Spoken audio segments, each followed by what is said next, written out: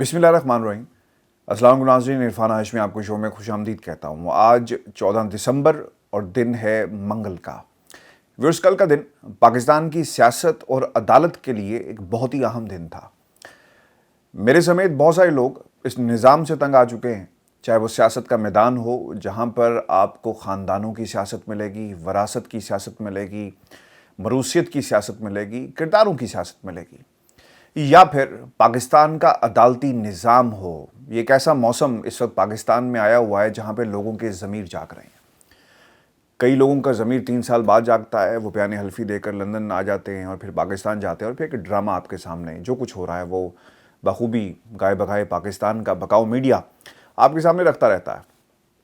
اور دوسری طرف جہاں تک تعلق ہے اس بیان کا جو جسٹس وجیہ الدین صاحب نے دیا کہ عمران خان کا گھر 30 لاکھ روپے ماہانہ کون دیتا رہا، کچھ لوگوں کے انہوں نے نام لیے، یعنی لوگوں کے ضمیر ایک دم سے جاگنا شروع ہو جاتے ہیں۔ ارے جب آپ سسٹم میں ہوتے ہیں، جب سسٹم کے مائی باپ ہوتے ہیں، تو آپ کو یہ خیال کیوں نہیں آتا؟ آپ کیوں اس نظام کے خلاف اٹھ کھڑے نہیں ہوتے؟ اور جب آپ سسٹم میں آپ کو کوئی کردار نہیں ملتا، آپ کو کوئی مقام نہیں ملتا، تو ایک دم سے آپ کا ضمیر جاگ جاتا ہے۔ کبھی وہ لندن آ کر جاگتا ہے، کبھی وہ مکے جا کر جاگتا ہے، کبھی وہ قبر میں جانے سے پہلے جاگتا ہے، کسی کے مرنے سے پہلے جاگتا ہے، اور پھر جو کچھ کھیل اس وقت ہو رہا ہے وہ آپ کے سامنے ہے۔ ویورز، بہت پہلے مجھے خیال ضرور آتا تھا جب ہم ایسی صحافت کرتے تھے جو صحافت کم تھی، بلکہ اسے یہ کہنا چاہیے کہ مینیجرشپ زیادہ تھی، کسی کی گفتگو کو خاص سانچے اور پیمانے میں ڈھال کر عوام کے سامنے پیش کیا جائے۔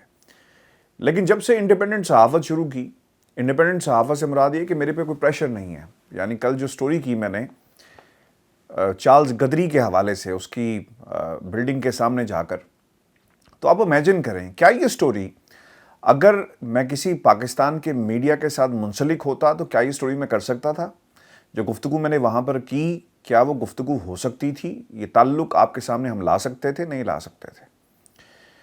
پاکستان کے اندر کل کا دن اس لیے بھی امپورٹنٹ تھا کہ یہ پہلا موقع ہے کہ ایک چلان عدالت میں پیش کیا گیا ایف آئی کی جانب سے، اور میں تفصیلات آپ کے سامنے رکھتا ہوں کیونکہ خبریں آج بہت ساری ہیں۔ میں چاہوں گا کہ ون بائی ون یہ ساری ڈسکس کی جائیں، اور ان کا پولیٹیکل اینگل اور فیوچر کیا ہوگا اس نظام کے حوالے سے، اور خصوصاً پاکستان کی سیاسی جماعتیں اس وقت کیا سوچ رہی ہیں جب نعرے لگ رہے ہیں کہ ہمارا اگلا وزیر اعظم کون ہوگا، جب نعرے لگ رہے ہیں کہ ہم آن لائن سیاست کو نہیں مانتے ہیں۔ ویورز، یاد رکھیں پاکستان کی عدالتوں کا ٹرائل شروع ہو چکا ہے، امتحان شروع ہو چکا ہے۔ بعض لوگ یہ کہتے ہیں جو نون لیگ سے جن کا تعلق ہے، جن کا یہ بیانیہ ہے کہ ماضی کے اندر عدالتوں نے غلط فیصلے کیے، مینیپولیٹ کیا گیا، یہ خاص لفظ استعمال کیا گیا ہے اس قبیلے سے تعلق رکھنے والے لوگوں نے، خاص لفظ کہ مینیپولیٹ کیا گیا عدالتوں کو، جوڈیشل سسٹم کو۔ آج عدالتی نظام کا ٹرائل ہو رہا ہے۔ وہ ٹرائل کیسے ہو رہا ہے؟ آج اس پروگرام میں آپ کے سامنے جو حقائق پیش کروں گا، آپ کو خود سمجھ میں آ جائے گی کہ واقعی ٹرائل ماضی میں نہیں، آج ہو رہا ہے۔ جب فیصلے بر وقت نہیں ہوں گے نا تو پھر ٹرائل شروع ہوگا۔ ہم پچھلے کئی سالوں سے یہ بات کر رہے ہیں کہ عدالتیں چھوڑ دیتی ہیں، عدالتیں کسی نتیجے پہ پہنچنے نہیں دیتی، پروسیکیوشن بہت کمزور ہے، ججز اگر پنجابی ہوں گے تو فیصلے کچھ اور آئیں گے، پنجاب کا جج ہوگا تو فیصلے کچھ اور آئیں گے، کراچی کا جج ہوگا، سندھ سے تعلق رکھنے والا جج ہوگا تو فیصلے کچھ اور آئیں گے۔ ججوں کی اپنی ریاست ہے، لیکن پھر میں یہ بات بارہا کر رہا ہوں کہ جناب پاکستان کے عدالتی نظام کا ٹرائل شروع ہو چکا ہے، اور پہلی دفعہ یہ ٹرائل اپنے پہلے فیز میں داخل ہوا کیونکہ ایک چلان پیش کیا گیا ہے۔ چلان کیا ہے میں آپ کے سامنے رکھتا ہوں، اور آپ کو سمجھ میں آ جائے گا کہ یہ میں لفظ بار بار کیوں استعمال کر رہا ہوں۔ ایف آئی اے نے شہباز شریف جو پاکستان مسلم لیگ نون کے صدر ہیں، ان کے دونوں بیٹوں سلمان شہباز اور حمزہ شہباز اور دیگر کے خلاف، جس میں باقی خاندان کے لوگ بھی ہیں بھاگے ہوئے ہیں، 16 ارب روپے کی منی لانڈرنگ کا چلان عدالت میں جمع کروا دیا ہے۔ آپ کو یاد ہے اس سے پہلے ہم کہتے تھے کہ جناب کیوں پیش کیا نہیں جاتا، عدالتیں فیصلے کیوں نہیں کرتی؟ اب فیصلہ کرنا ہوگا، اب ٹرائل شروع ہوگا کہ آپ نے ثبوت بھی پیش کر دیے، آپ نے نام بھی بتا دیے، آپ نے کھاتے بھی دکھا دیے، اب عدالتوں پہ منحصر ہوگا کہ وہ فیصلے کیا کرتی ہیں۔ بینکی جرائم کی عدالت میں 7 والیومز پر مشتمل ریکارڈ جمع کروایا گیا ہے، اور اس میں شہباز شریف، حمزہ شہباز، मुलजिम नामजद हुए, जबकि 14 बेनामी खातेदार, चपड़ासियों, क्लर्कों, 6 सहूलतकारों को शरीक मुलजिम ठहराया गया है। और ये छोटे मोटे सबूत नहीं हैं। मुझे तो इस निज़ाम से घिन आना शुरू हो गई। और मैं समझता हूँ ये हूँ कि पाकिस्तान के 22 करोड़ आवाम जब ये बातें सुनेंगी, उन तक ये हक़ाइक़ पहुँचने चाहिए और ये आपकी ज़िम्मेदारी है। उनको बताएं कि आपके सियासतदान कैसे हैं, इनका माजी क्या था, हाल क्या है, और जिस फ्यूचर के साथ और मुस्तकबिल के साथ आप उम्मीदें लगाए बैठे हैं वो इतना ताबनाक नहीं, क्योंकि इनका फ्यूचर बहुत ही भयानक है। और ऐसे भयानक मुस्तकबिल के साथ ज़्यादा उम्मीदें लगाना जो है वो बेवकूफ़ी होगा। 6 सहूलतकारों को शरीक मुलजिम ठहराया गया है। चलान में गवाहों की फहरिस्त भी दी गई है। कहा गया है कि सुलेमान शहबाज समेत 3 मुलजमान मुकदमे में इश्तिहारी करार दिए जा चुके हैं। भागे हुए हैं भाई, और जब वो मुल्क से कोई भाग जाए, तरीका एक वारदात वही है। मैं थोड़ा सा कैजुअल आज बात करूंगा, लेकिन ताकि आप आम लोगों को भी समझ में आए। भागे हुए हैं मुल्क से। पनामा के दौरान ये बात शरीफ ख़ानदान ने हमेशा की, उससे पूछें, इससे पूछें, मुझे नहीं मालूम, हुसैन से पूछें। तो ये एक इससे उससे पूछने की का जो राग है, ये शरीफ ख़ानदान ने ईजाद किया। यही काम हमजा शहबाज साहब ने किया। वो ये कहते हैं कि उससे पूछें, मैं CEO हूँ। वो भी मैं आपके सामने रखता हूँ, जो बरियत की, बल्कि बर्बरियत की दरख्वास्त है। बरियत की दरख्वास्त नहीं, बल्कि बर्बरियत की दरख्वास्त जो है, उसमें क्या मौक़िफ़ इख्तियार किया गया है इस ख़ानदान के एक फ़र्द की तरफ से, बहुत इंटरेस्टिंग है। पहले आप कानून को पास नहीं होने देते और बाद में उसी कानून के ज़रिए रिलीफ लेने अदालत में पहुँच गया। अच्छा, 3 मुलजमान का व्यूअर्स जिक्र है। चलान में कहा गया शरीफ फैमिली ने चपड़ासियों, क्लर्कों के नामों को मुख्तलिफ बैंकों में अकाउंट में इस्तेमाल किया। 18 बैंक अकाउंट्स हैं, जिसमें 17,000 से ज़ायद ट्रांजैक्शन हुई। 17,000 दफ़ा जो धन था, जो काला धन मुबैना तौर पर, उसको सफ़ेद करने के लिए चक्कर लगाए गए, एक अकाउंट से दूसरे अकाउंट में, दूसरे अकाउंट से तीसरे अकाउंट में। और अंदाज़ा करें कि 70,000 दफ़ा चक्कर लगाने के बाद इस धन को सफ़ेद किया गया। शवाहिद इकट्ठे किए गए हैं तफ्तीशी टीम के हवाले से, और भारी रकम छुपाई गई और शहबाज शरीफ को नजराने के तौर पर दी गई रकम इन ही अकाउंट्स में शामिल है। पीरों फ़कीरों को नजराने दिए जाते थे, लेकिन यहाँ पर सियासी जो पीर हैं उन्हें भी नजराने दिए गए हैं, वो भी इन अकाउंट्स में शामिल हैं। एक चैनल ने मखसूस अंदाज में इसकी रिपोर्टिंग की है। नज़र रखिएगा उन लोगों पर जो इन केसेस की रिपोर्टिंग कर रहे हैं और किस किस्म की रिपोर्टिंग कर रहे हैं।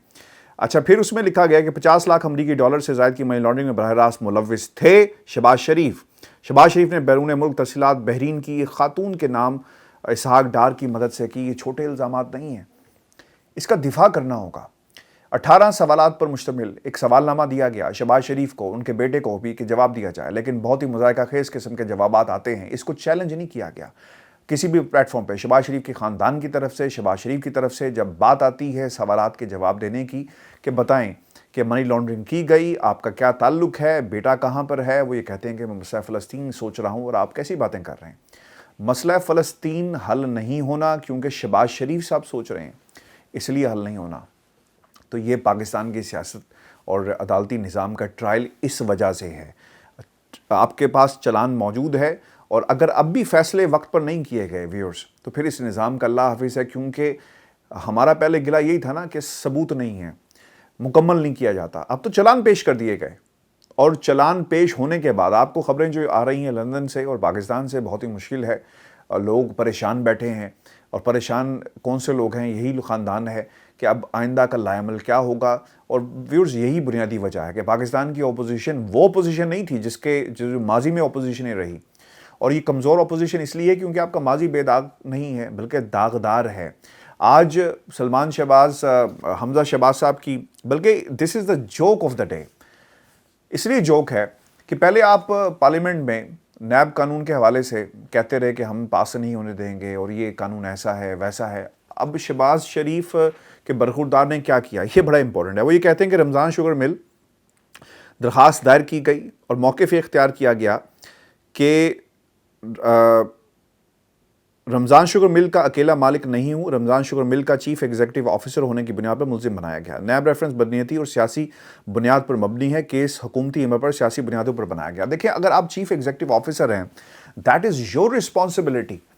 एक कंपनी का मालिक हो, CEO हो, उसकी मर्जी के बगैर उसके अकाउंट्स में पैसे आ रहे हैं, जा रहे हैं, लोग डाल के चले जाते हैं, उसे पता नहीं होता कि ये लोग कौन है, तो ये जिम्मेदारी आप पे आयद होती है। अब इस स्टेटमेंट के बाद एक चीज़ तो जाहिर हो गई कि उन्होंने इस हद तक तो मान लिया کہ جناب سی او تھا اس لیے مجھ پر الزام لگا دیا گیا، باقی جو لوگ ہیں اس کے مالک ہیں یا باقی لوگ جن کے کمپنی جن کے نام پر ہے، اس کا مطلب یہ ہوا کہ باقی لوگ انوالو ہیں کیونکہ میں سی او تھا اس لیے مجھے ٹارگٹ کیا جا رہا ہے۔ اصل میں آپ ان لوگوں کو پکڑیں جن کے نام کی کمپنی ہے، جن کے نام پر ایک کمپنی بنائی گئی، جو بینیفیشریز ہیں، ملک سے بھاگے ہوئے ہیں۔ تو ایک طرح سے حمزہ شہباز نے اپنے ہی خاندان کے لیے مشکلات پیدا کر دی ہیں اور اس کو درخواست کا حصہ بنایا گیا، بربریت کی درخواست۔ یہ بریت کی درخواست نہیں بلکہ بربریت کی درخواست ہے جو حمزہ شہباز کی طرف سے دائر کی گئی۔ اور حمزہ شہباز نے ایک اور بڑی مزیدار بات کہی اس کے اندر، وہ یہ کہتے ہیں کہ نئے آرڈیننس کو بنیاد بنا کر لاہور ہائی کورٹ میں بربریت کی درخواست، جس میں استدعا کی گئی کہ جرم ثابت ہونے کا کوئی امکان نہیں، لہٰذا عدالت بری کرنے کا حکم جاری کرے۔ اور اس سے پہلے آپ کو یہ بتا دیں، چونکہ اس میں یہ موقف اختیار کیا گیا تھا اور یہ بڑی حیرانگی کی بات ہے، اب اس میں اس جملے کو ہی یہاں سے اس خبر کو جس چینل نے اسے رپورٹ کیا اسے ختم کر دیا گیا، چونکہ اس میں یہ موقف اختیار کیا گیا تھا چونکہ نیب آرڈیننس آ گیا ہے، لہٰذا اس بنیاد کے اوپر مجھے بھی ریلیف دیا جائے۔ لیکن اب یہاں پر جو خبر ہے اس کا جو حلیہ ہے وہ بالکل تبدیل ہو چکا ہے، اور یہ ہوتا رہتا ہے، اس سے پہلے بھی ماضی میں ہوا تھا، دوبارہ ہو گیا، کوئی ایسی بات نہیں۔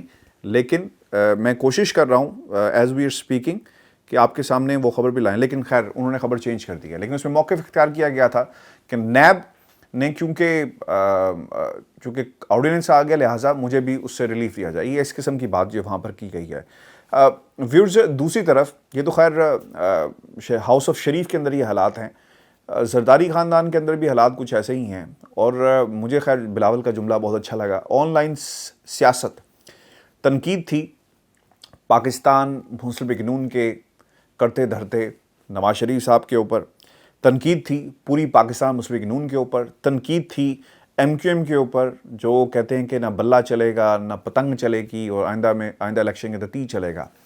دیکھیں اس وقت سیاست بہت گرم ہو چکی ہے سندھ کے اندر، اور لوگ اوبویسلی، میں نے آپ کو تقریباً 4 ماہ پہلے یہ بھی بات کہی تھی اپنے پروگرامز کے اندر کہ جو سندھ کا محاذ ہے، پاکستان تحریک انصاف اس میں داخل ہو چکی ہے، اور اس محاذ کے اوپر اپنی کارکردگی کو بہتر بنانے کے لیے، اپنے لوگوں کو مستحکم کرنے کے لیے اور آئندہ الیکشن میں حصہ لینے کے لیے بھرپور انداز میں اس قلعے کو مزید مضبوط بنایا جائے گا، فصیلیں کھڑی کی جائیں گی، اور اب وہ وقت آ گیا ہے جب پاکستان تحریک انصاف اس وقت سندھ میں آپ کو نظر آتی ہے۔ بلاول بھٹو زرداری کی طرف سے جو آج بیان دیا گیا، جو سٹیٹمنٹ کل دی گئی، وہ اس لیے بھی اہم ہے کیونکہ انہیں اب نظر آ گیا ہے کہ ان کا مقابلہ، نظر تو خیر انہیں بہت پہلے سے آ رہا تھا لیکن اس کا اظہار نہیں کر رہے تھے، وقتی طور پہ فائدے لیے گئے پی ڈی ایم کے پلیٹ فارم سے، اور اب وہ دوبارہ they are back to their barracks, اور ان بیرکس کے اندر بیٹھ کر اب وہ اپنی وہی سیاست کر رہے ہیں جس کا وہ ہمیشہ سے کرتے آئے۔ لیکن اس میں جو انہوں نے تنقید کی لاہور والوں کی، یعنی نواز شریف صاحب کا ذکر وہ کرتے رہے، اور آن لائن سیاست، ہم نے آن لائن کلاسز سنی تھی، آن لائن صحافت بھی سنی تھی، واٹس ایپ صحافت بھی سنی تھی، لیکن آن لائن سیاست یہ پہلی دفعہ ہوئی ہے، اور بہت ہی زبردست انہوں نے اصطلاح یہ جو ہے وہ گھڑی ہے، نواز شریف کو تنقید کا نشانہ بنایا گیا۔ اور وہ لوگ جو پاکستان کے خلاف نعرہ لگاتے کہ پاکستان، اگر مریم کو کچھ ہوا تو ہم یہ نہیں کہیں گے کہ پاکستان کھپے، تنقید کی آج بلاول نے اپنے اس بیان کے اندر، تنقید کی ہے ایم کیو ایم کے اوپر، تنقید کی ہے نواز شریف کے اوپر جو فوج کو گالیاں نکالتے ہیں، برا بھلا کہتے ہیں، اور پھر کہتے ہیں کہ جناب ہم پاکستان جو ہے وہ ہمارے سے ہے اور پاکستان کے لیے ہم سب کچھ کریں گے، لیکن آپ کے بیانات کچھ اور کہتے ہیں۔ بلاول بھٹو زرداری اس وقت بھرپور کوشش میں ہیں، اور I think they are desperate moves, کیونکہ اب وہ بابر کروانا چاہتے ہیں پاکستان کے سیاسی منظرنامے کے اوپر بھی، اور پاکستان کے طاقتور جو پاور بروکرز ہیں، جو پاورفل کوریڈورز ہیں، پاور کوریڈورز ہیں، ان کو بھی کہ جناب we are also a good option, ہمیں بھی موقع دیا جائے، ہم بھی اچھی کارکردگی کا مظاہرہ کر سکتے ہیں۔ اور اس بنیاد کے اوپر یہ میری اسیسمنٹ بھی ہے اور یہ میری پریڈکشن بھی ہے، پاکستان پیپلز پارٹی کوشش میں ہے کہ وہ کسی طرح منائے اور ایک بڑا کردار لینے میں وہ کامیاب ہو جائے، یہ اسیسمنٹ نہیں ہے بلکہ ایسا کیا جا رہا ہے، یہ میری پریڈکشن ہے، اور شاید وہ کسی حد تک کامیاب بھی ہو جائیں، چونکہ اگر آپ پچھلے کچھ روز کا عدالتی حال احوال دیکھیں تو آپ کو سمجھ میں آ جائے گی کہ یار نیب کے پاس ریکارڈ ہی غائب ہو گیا، اور نیب کو جتنا میں سمجھتا ہوں جس حد تک، تو مجھے بخوبی اندازہ ہے کہ ماضی میں بھی ایسا ہی کچھ ہوتا رہا ہے۔ حدیبیہ کیس کے اندر آپ نے اپیل ہی نہیں دائر کی، اور فائدہ کس کو ہوا؟ نواز شریف خاندان کو۔ اور جب آپ اپیل دائر نہیں کریں گے تو پھر کیا ہوگا؟ یہی کچھ ہوگا۔ اور اگر نیب کہ جی ریکارڈ غائب ہو گیا، فائدہ کس کو ہوگا؟ زرداری صاحب کو۔ جب ریکارڈ ہی غائب ہو گیا تو مقصد کہنے کا یہ تھا کہ پچھلے کچھ دنوں کو، کچھ عرصے کی اگر آپ عدالتی کارروائیوں کو جائزہ لیں تو پاکستان پیپلز پارٹی کی یہ سب چیزیں حق میں ہی ہیں، اور کیا ہے؟ جب فیصلے نہیں آئیں گے، اور جو عدالتی نظام جس کو میں ہر وقت برا بھلا کہتا رہتا ہوں، گالیاں نکالتا رہتا ہوں یہاں پہ بیٹھ کر، تو اس سے تو یہی ظاہر ہوتا ہے کہ یہ عدالتی نظام کا ٹرائل ہے، یہ عدالتوں کا ٹرائل ہے۔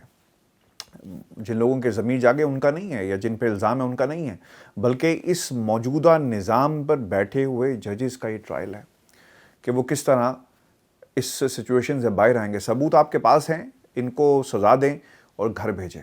ویئرز، آخر میں جاتے جاتے آپ کو بتا دیں کہ شاہد خاقان عباسی صاحب نے بھی ایک خواہش کا اظہار کیا، اور وہ یہ کہتے ہیں کہ شہباز شریف صاحب وزارت عظمیٰ کے امیدوار ہوں گے۔